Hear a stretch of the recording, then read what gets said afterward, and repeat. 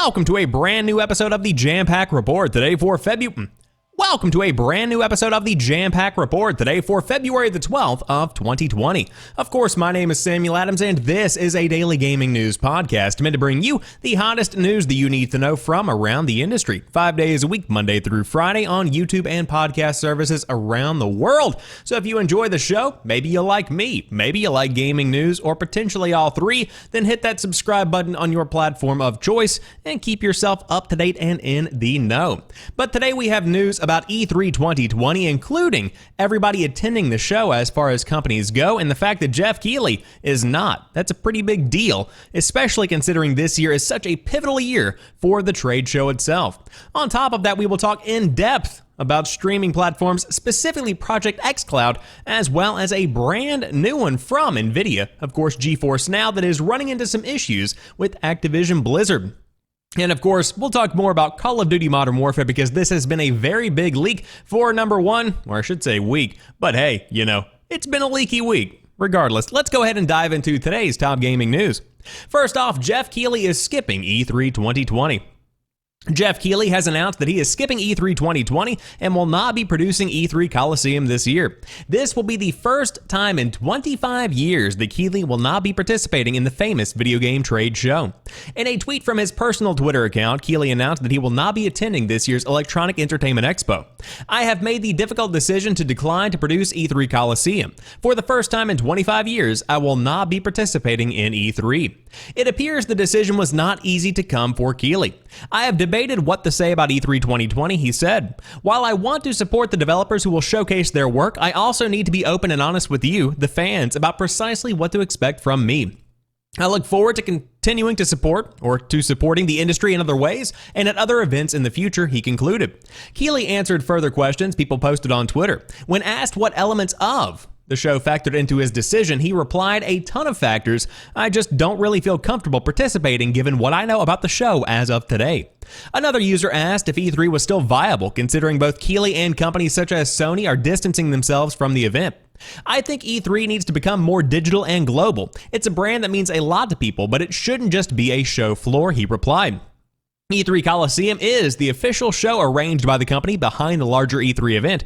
Keighley has hosted the show for the last 3 years. The show, much like IGN's own E3 live streams, involves numerous developer guests being interviewed and streamed online.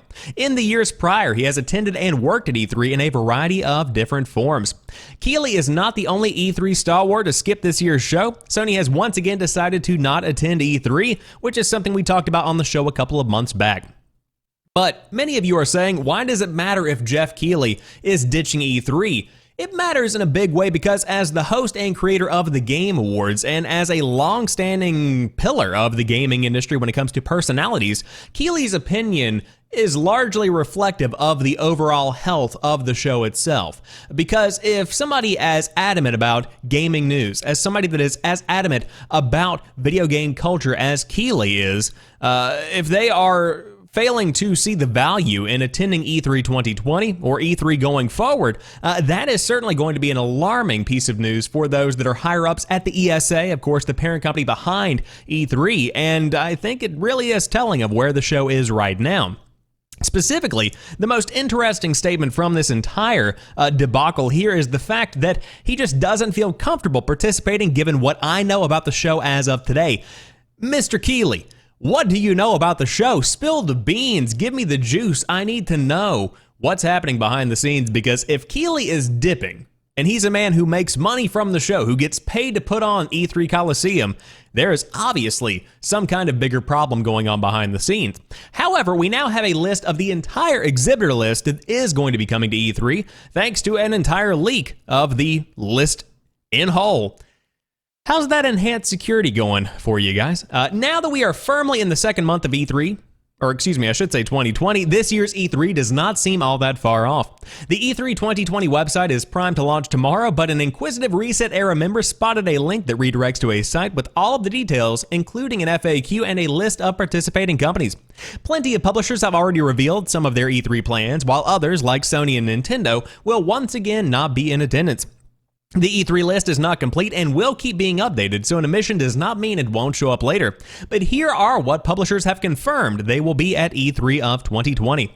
Activision Publishing, Amazon Game Studios, Bandai Namco Entertainment America Incorporated, Bethesda, Capcom, Epic Games, Calypso Media Group, NCSoft, RDS Industries, Sega, Square Enix, Take-Two, Tencent, THQ Nordic, Ubisoft Entertainment, Unnamed VR by Paracosma, Warner Bros. Interactive Entertainment, and Xseed Games.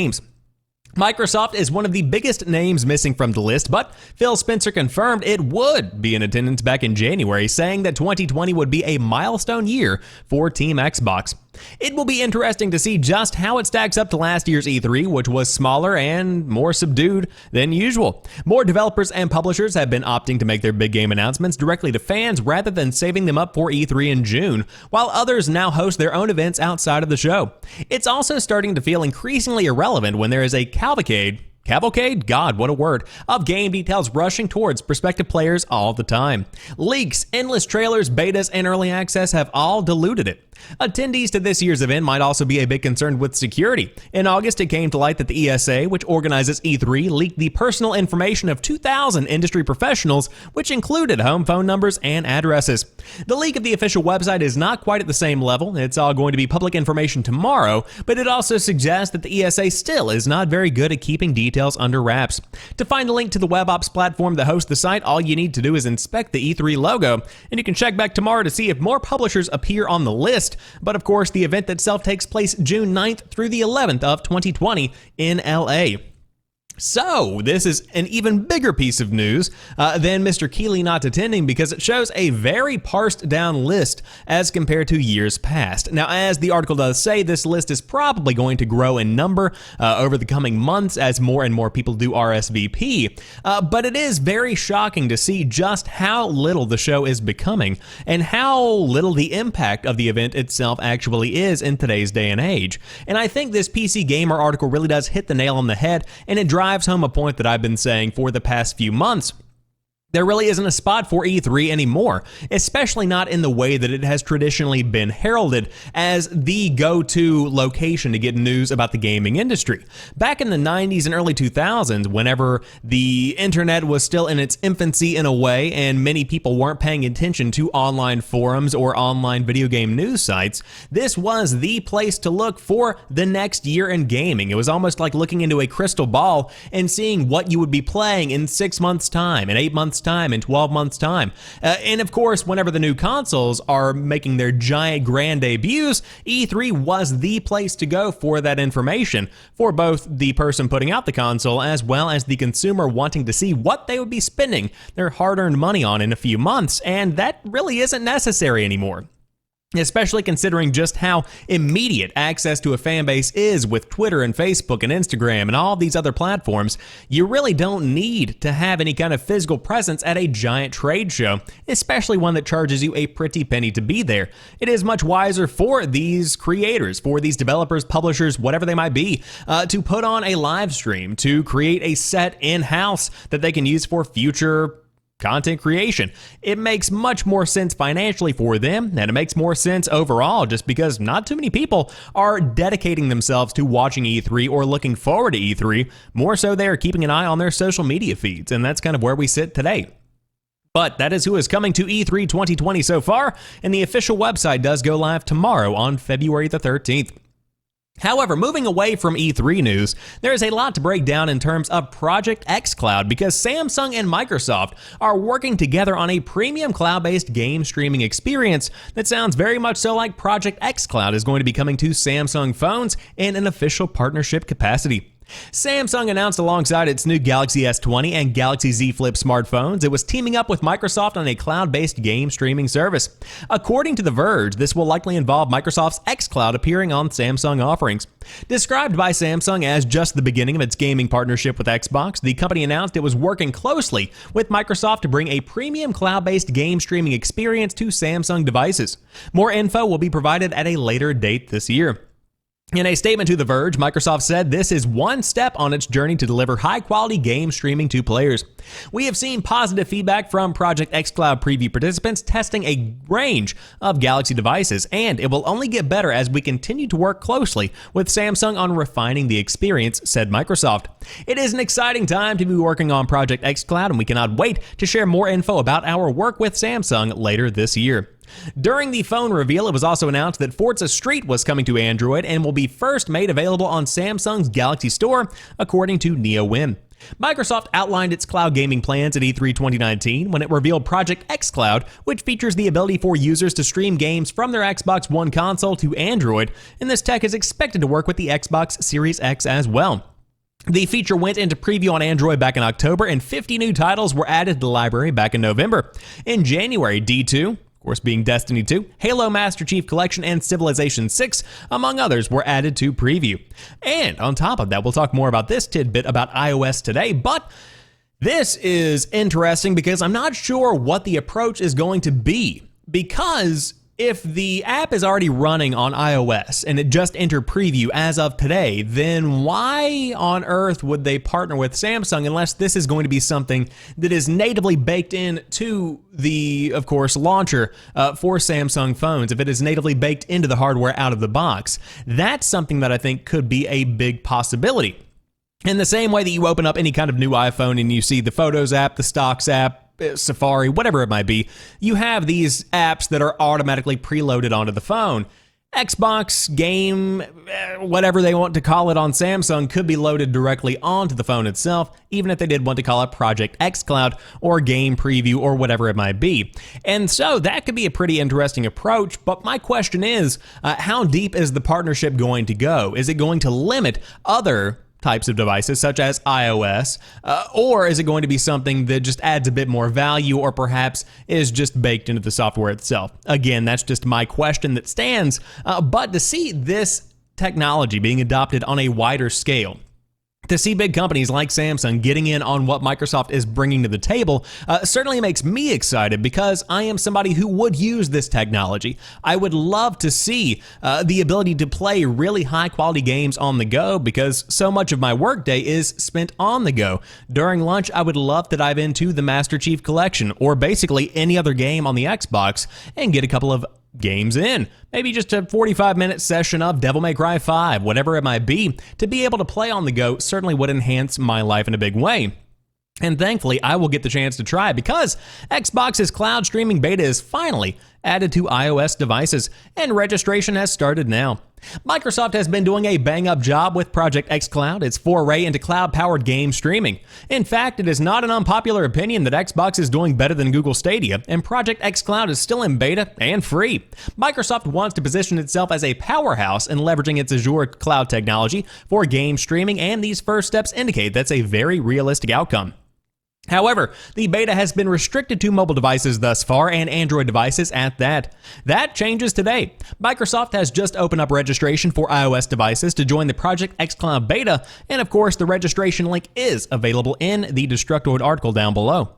The iOS rollout is starting extremely slow though, mostly because of restrictions with Apple's test flight preview program.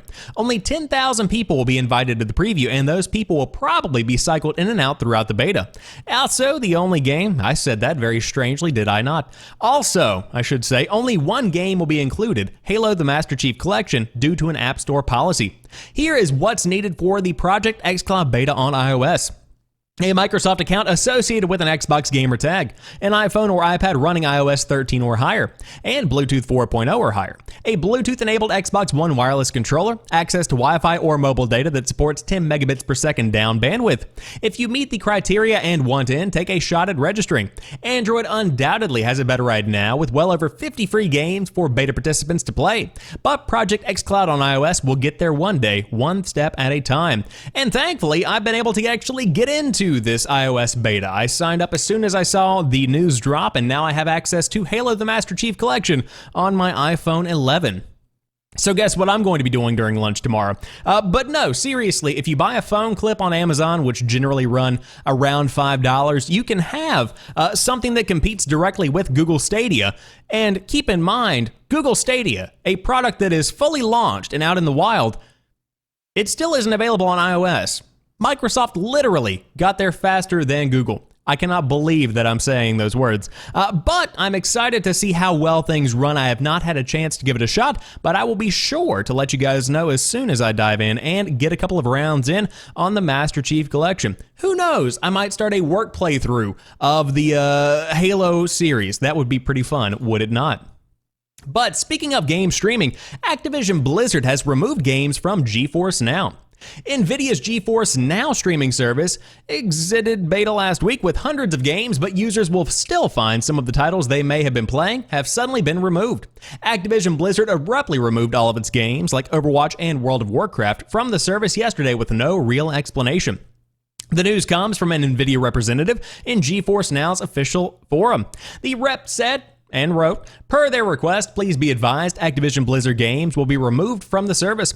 While unfortunate, we hope to work together with Activision Blizzard to re-enable these games and more in the future. In the same post, NVIDIA says that over 1,500 games are being onboarded and will be added to the service in the future.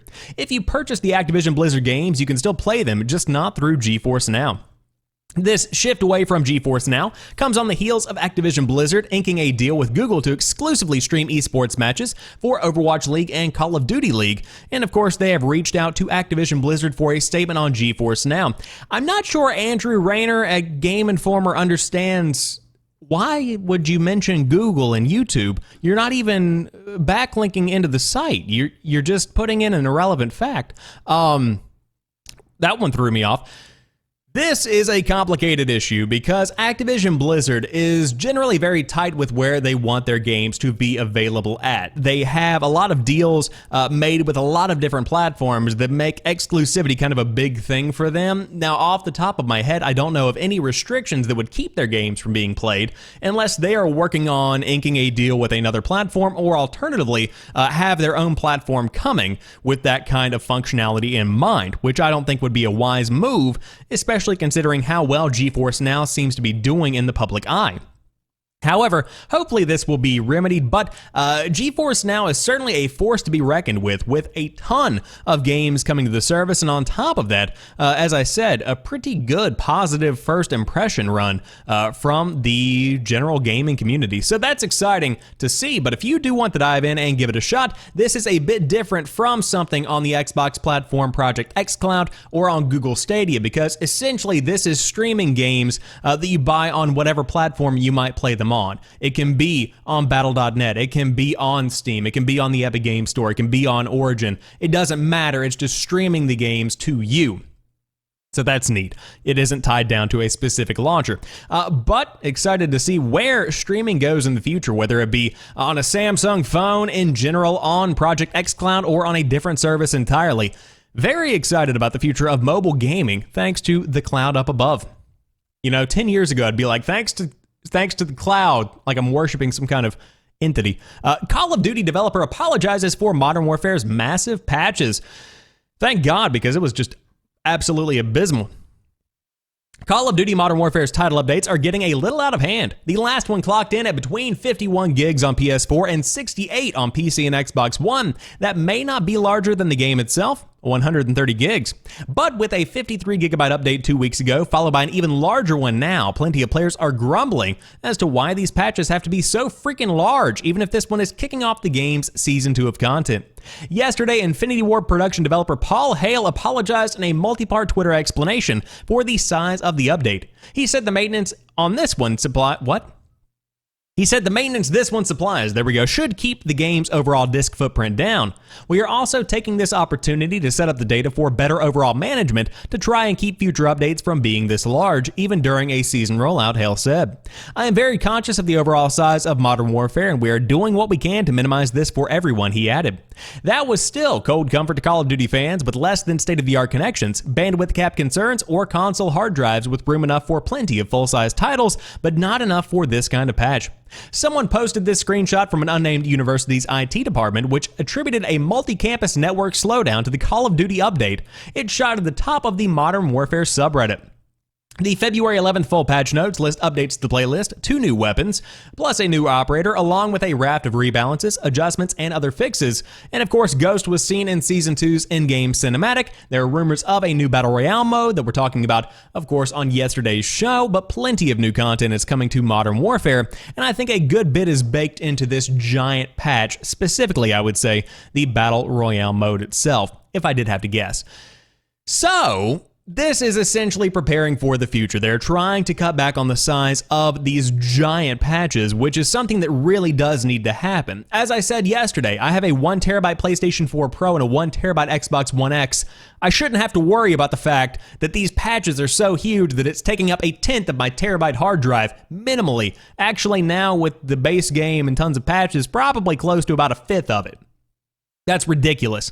But regardless, I'm still going to download them because, man, this game is getting to be a very, very enticing option whenever I get home from work. It's just taking up my time. I have so many other things to play. I've started playing Control, I've started playing Dead Cells, somehow get sucked back into Modern Warfare. But regardless, I'm hoping that they do cut back on the size of these patches in the future, and on top of that, for the sake of this university IT man, please, by all means, stop making these patches so large. But will these continue to be this big into the future as even higher resolutions, higher quality textures, and in general more content become the norm? Probably, so we might as well figure out a solution now.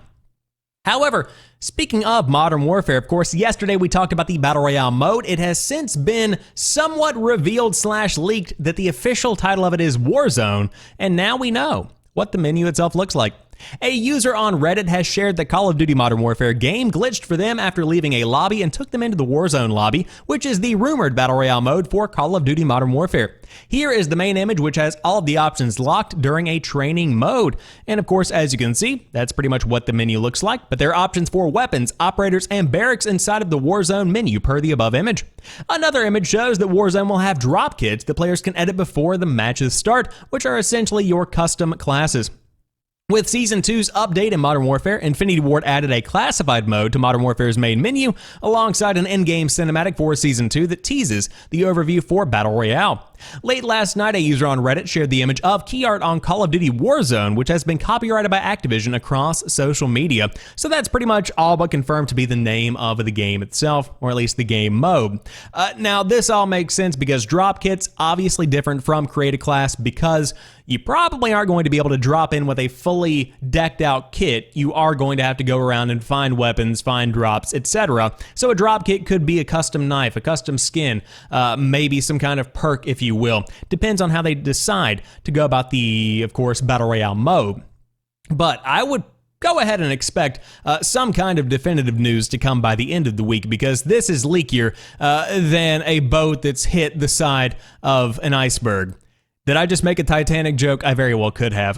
Regardless, it's very cool to see that this is finally getting added to the game. I'm still excited for a Battle Royale mode, and on top of that, I just don't know why they haven't come out and said something definitive about when to expect it, because we pretty much know all but the launch date itself. I mean, I'm surprised somebody hasn't gotten into a game by now, honestly.